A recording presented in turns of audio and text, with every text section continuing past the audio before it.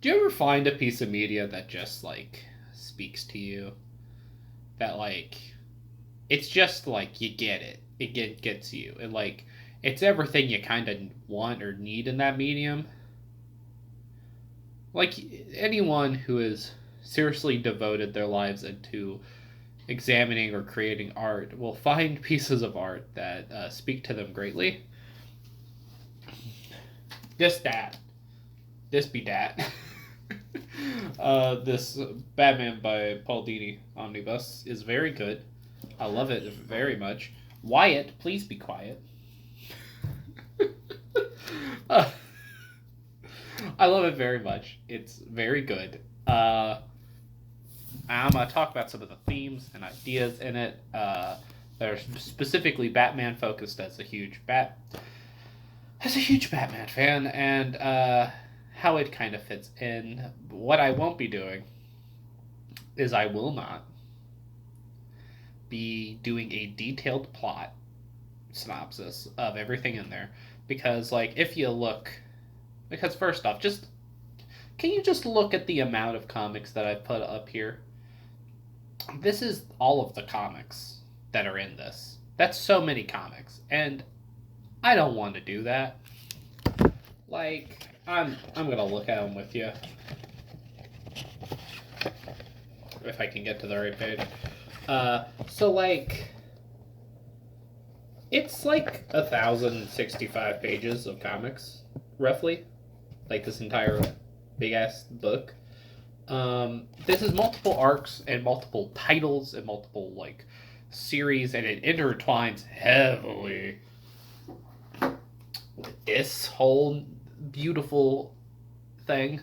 It was Batman R.I.P. An entire Grant Morrison run, really. It shares similar ideas, and it was written at literally the exact same time as that was coming out, and I love that about it. That's one of my favorite things about it is how much it intertwines with that, especially with stuff like the resurrection of Ra's al Ghul that's in here. And it would be weird to also talk about some series that are incomplete or just like fragments of it, like the resurrection of Ra's al Ghul, like it's parts like 3, the conclusion, and the epilogue. I have a cat now. So I enjoy this a lot. It's a good thing. I do enjoy it. You heading out? Okay.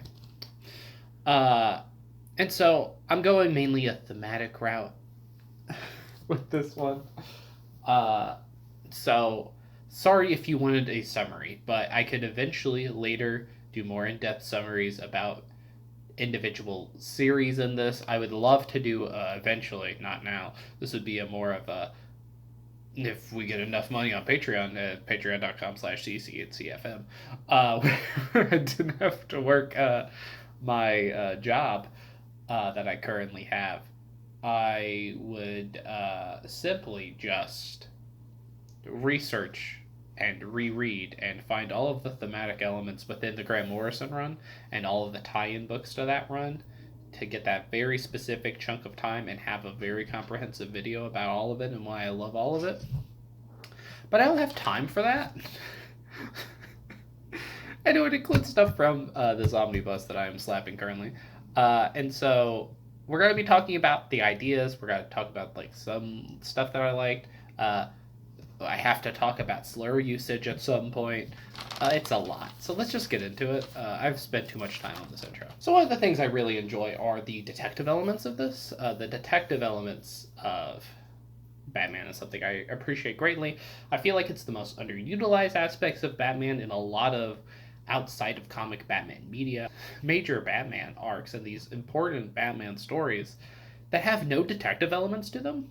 And I feel like that's like one of the most important things about the character is like a detective element style. And to go against that style is to really go against the character as a whole, I think, because I think that's what makes Batman so great. And it is his skill of deduction, which is his superpower. It's his ability to tell when someone's going to do something. Like, even something like Hush, the detective elements are not as great as they should be. Like, with Hush, no, that's getting into Hush.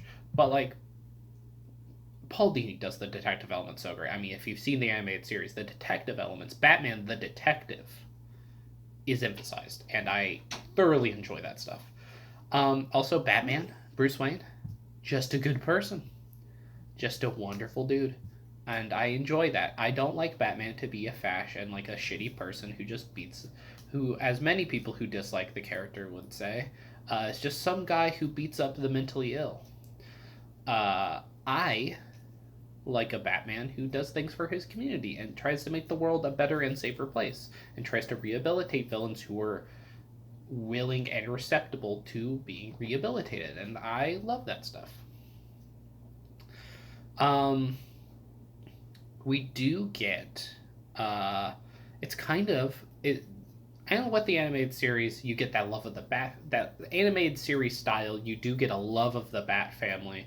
More so, it's very Bruce Wayne focused, but you do have a lot of love for the Bat family. You get a lot more love for Tim than a lot of writers would give Tim, even though Tim is a perfectly fine Robin. He's not my favorite, but I think he's a great character. He's not an annoyance at all.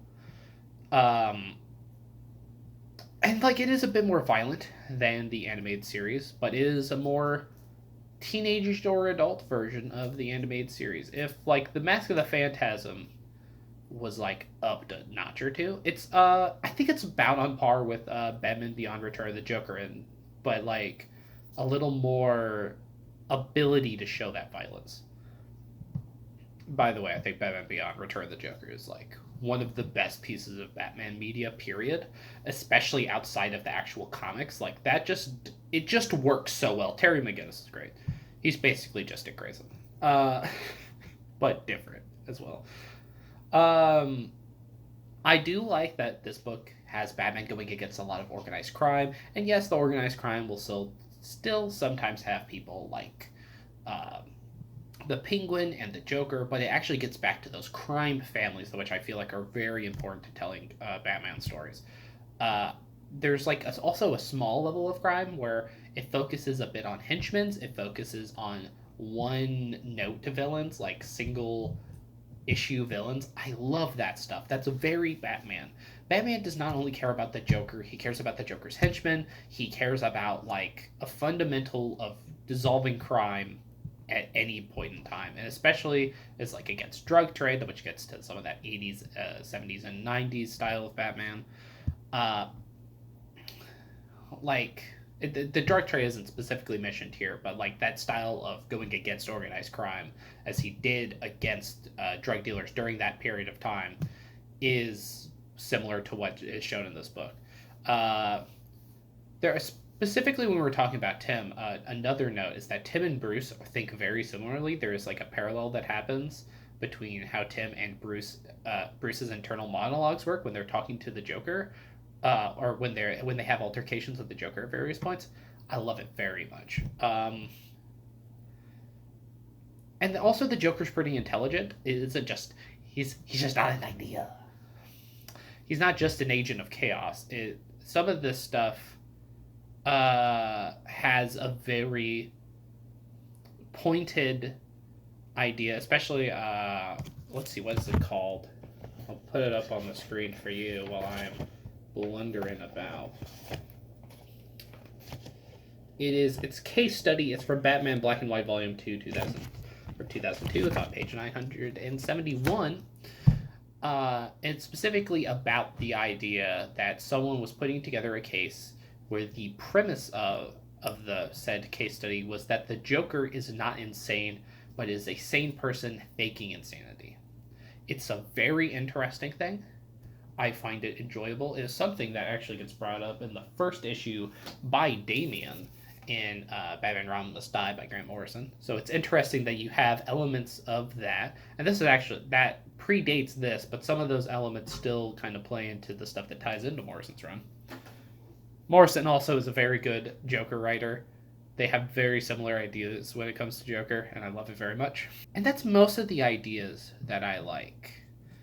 Of like big ideas. I will say one of the things that happens on a less character side, which is the main thing I'm going into next, is Ewan, I believe is how you pronounce his name. uh, Derek Nguyen, when his art becomes when he becomes the artist for Dini, it's like perfect. His art for Dini is fantastic. I love it. It is beautiful and chef's kiss. So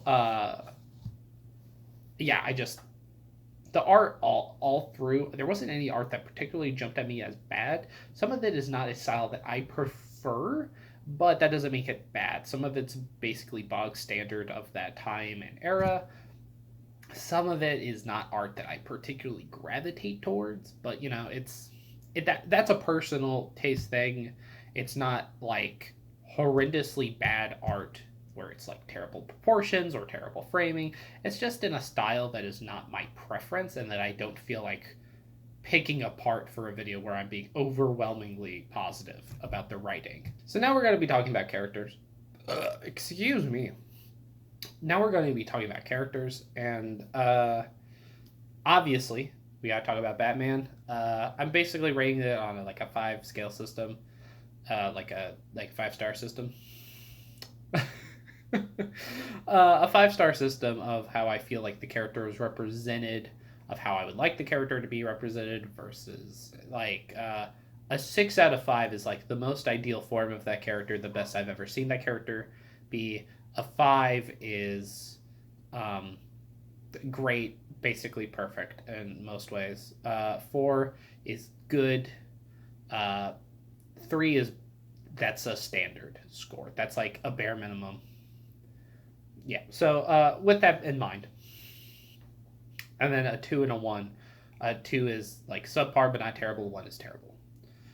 Batman, 5 out of 5. Understands the character well. There are some things here and there that I dislike out of the character, but overall, I think the character's done very well. I think sometimes this Batman is a bit more. If you want exactly animated series, this Batman's a bit darker in the ways that he is more. He's not Hush, ready to do violence. Some interpretations of the character, I would say, like even somewhat of Grant Morrison. I think Dini and Morrison are about on par, but more so someone like a Jeff Loeb or a Frank Miller. Batman really loves crushing his villains. And it makes sense at certain points in time why Batman would be so angry and so distraught. But as a default setting, I really find that to be unnerving. I don't like a Batman who's just ready to commit violence against anyone at any point in time. I do like the Bruce Wayne in this book as well. Another 5 out of 5. Understands the concept pretty well, does it pretty well. It isn't. Bruce is a playboy, is played up a bit. He has multiple dates. He's, they play into the playboy philanthropist side of it, and it works very well. I enjoy it quite a bit. Dick Grayson, 4 out of 5. I believe he's a bit underutilized, which is why I'm giving it a 4. But Dini understands the character well. Not on par with, I think, like a Morrison's writing. Their writing on about Dick Grayson is a bit better. I've seen some people write Dick Grayson a bit better. Same with Tim Drake. I have currently written down a 4, but I think I'm going to change that to a 5 because so many people underutilized him and ignored him outright that how Tim is put in these books, where Tim is used, even though I think he's a bit underused and it's a bit more Batman, that Bat Family focus for my own enjoyment. Not saying that it's bad by any measure. It's more of like we're speaking in Platonian ideals for Batman comics. I think Tim could be just a bit more utilized, maybe in like 2 or 3 more issues. Have Tim be more of a presence. That could have helped for me, but I do like Tim when he is used. Alfred is perfect, not a Platonian ideal, but he's basically great. 5 out of 5. Joker, 5 out of 5 as well, not the Platonian ideal. Maybe because I think Morrison does write Joker better. I do think Dini's Joker is not bad by any means, and maybe it's for me having a Dini Joker not voiced by Mark Hamill does make it a bit less substantive for me. like there's something missing there, but that could just be myself reading into it and be looking at Dini's work and not seeing a Mark Hamill, which could just be a me thing. Poison Ivy, 4 out of 5. Good, not perfect. Has not my favorite interpretation of the character, but does fine work. Harley Quinn, 5 out of 5, almost a 6, maybe a 6 out of 5. Honestly, like this is probably some of the best I've ever seen the character written. I will stick with a 5, partially because it would be a 6 without. I believe it is the Not So Silent Night of Harley Quinn. I'm not a big fan of that one. It's not a. I don't like that story personally. It's like the one story out of all of these that I just straight up disliked. Other than that, Harley Quinn's like written perfectly throughout the rest of this. I mean, it makes sense that it would be one way might find it intuitive that the creator of a character understands that character the best. That is not always the case, but it makes sense that Paul Dini understands that character well. Jim Gordon is a basic bog standard Jim Gordon at 3 out of 5. There's not much to say about Jim. He's very not used very much, but also I don't care that he's not utilized that much. But if you're looking for a good Jim Gordon comic, I would not recommend this one because they're not very Jim Gordon heavy. But also, well, that means less propaganda. So, Riddler, Edward Nygma, 5 out of 5. Great, perfect, understands the character very well. Not my most favorite, but that'd probably be animated series. But it's a good interpretation of the character. Penguin, 4.5 out of 5. Not perfect. I think another issue with Penguin allowing that character maybe a more conflict with him would have been great. I know he kind of becomes a background character for a bit, though, which it's understandable. I understand what they did. I don't hate it what they did. He becomes kind of a background character and kind of he becomes his own thing, and I don't hate that. I just wish there might have been more conflict in his story. So I'll say 4.5 out of 5. Lois Lane shows up in an issue, understands the character pretty well. 4. Zatanna, 5 out of 5. Great interpretation of the character. I think Paul Dini is a bit horny for Zatanna, personally, for my own taste. Not anywhere as bad as Bruce Timm is with fucking Barbara Gordon. Jesus Christ. But, it's not. You can kind of tell. But, but the stuff with Zatanna is some of my favorite of the stuff. Of the books in here, there's specifically a 2-part with Zatanna called Trust that I absolutely love. It has some of the most artistic stuff. Some of the stuff they do in there is absolutely fantastic.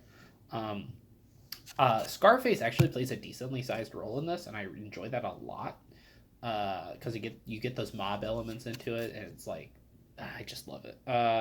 Scarface is a obvious 5 out of 5, or maybe a 6 out of 5. This might be my favorite interpretation of the character. I'll say 6, yeah. Sugar, 5 out of 5. She is fantastic. She is the new ventriloquist for Scarface. I love her dearly. She is fantastic. 5 out of 5. We do see some Albert Wesker. I will only give this a 4 instead of a 5 or a 6 because he's dead. So you're kind of developing a character that is already deceased. And it doesn't feel cheap, but I do feel cheated out of seeing him alive doing these things. It's kind of like we're reestablishing a character who has died. But I understand, but also if we're looking for a strong version of that character, it's weak considering he's dead. Ra's al Ghul, great. I love how Dini writes Ra's. Pretty on par with how Morrison writes Ra's. I think Ra's is better written in the Arkham series of games, personally. Talia is like a 4 or possibly a 3, maybe a 3.5 is what I put Talia on, because Talia doesn't have a lot to do in these stories, specifically the Resurrection of Ra's al Ghul, but that could be just the parts that I'm reading because I didn't reread all of it for this, but I did. You know, it's not perfect. The versions of Talia that I've seen from that were not perfect, but that could just be not having a full context of the story itself. So take that with a grain of salt. Damien is I might give Damien a 4 because it is kind of a standard Damien, but when Damien is used, even though kind of more used in the Morrison run that's running along with it, when Damien is used, Damien's used well. Damien's God, it just works.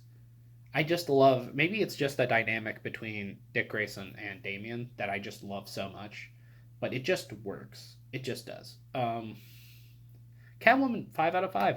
I can't help myself. Catwoman Bruce relationship that is written better than Hush. It just hits. That's why I love part of the Tom King run on Batman so much, is because he gets that relationship so right. Like, and Dini also gets it. He gets it right. And speaking of Hush, but better, uh, this book, you don't need it. This whole thing, this whole nonsense, this Jim Lee's great. Like, this art's beautiful. The story is absolute trash compared to The Heart of Hush and The House of Hush by Dini. Like, let's be honest. You can do away with the original Hush. This reestablishes and does more characterization for Thomas Eliot for Hush than the original one ever did, or maybe was able to come up with. I think Jeff Loeb seriously is super underutilized Hush and the actual characterization of the character to get the mystery that he was going for there. And the detective elements of that story aren't even as strong as they are in the stuff that Dini made. Dini, this is a 6 out of 5. This is the perfect version of Hush. This is the best interpretation of the character I have seen. It's so good. I love Thomas Eliot. He's such a compelling villain. My only problem with Thomas Eliot, it's either 2 or 3 times the G slur used for particularly Roma people, like Romani people. I believe also used towards Senti people. I might be misremembering that. That slur, that's often equated with the word traveler, is used by Hush against Santana, which it's used in a slur context, is used in a context to show malice and hatred. It makes me really dislike Thomas Eliot. There is usage of the word there, and it's not. So, I think it's the best way they could have done it. It just also makes me uncomfortable to read a slur in a Batman comic. Like, in this book, it handles that particular slur a lot worse because Jimmy Olsen's using it in a context where Jimmy Olsen does not realize that would be a slur. But in the context of the omnibus, it is used as if it were a slur, which is better. It just also kind of makes me uncomfortable, but it's not bad. It's not bad. It's just I kind of wish it wasn't there.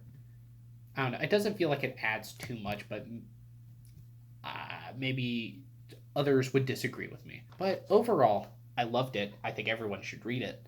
It is fantastic.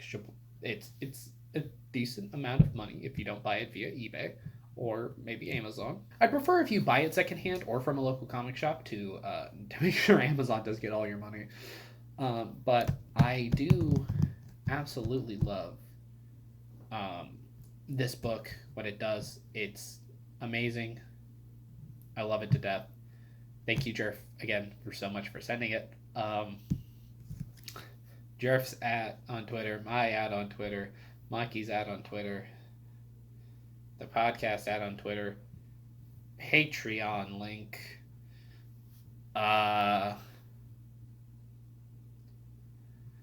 I don't know what video is next on this here channel of mine, but I hope that you will enjoy it and you will stick around to see what I talk about next. There are a lot of comics that I would like to talk about because I'm in a very. My camera died. So if you have anything that you want me to review or anything that you think that should be covered, whether it be art or political, comment down below something that you would be excited for me to review or analyze, whatever terminology you would prefer using. Then I'll do that. Probably, maybe, if it seems interesting enough to me. If not, I might do a what I've been reading recently video where I talk about basically everything on my graphic novel shelf that I've been reading. Because that's been primarily what I've been reading, and maybe just do a video about art consumption and what I've been doing recently. I have had a lot of fun doing this video, and I hope you liked it. Like, subscribe, do all that, follow all the people on Twitter. Until the next time I see you, have a great time.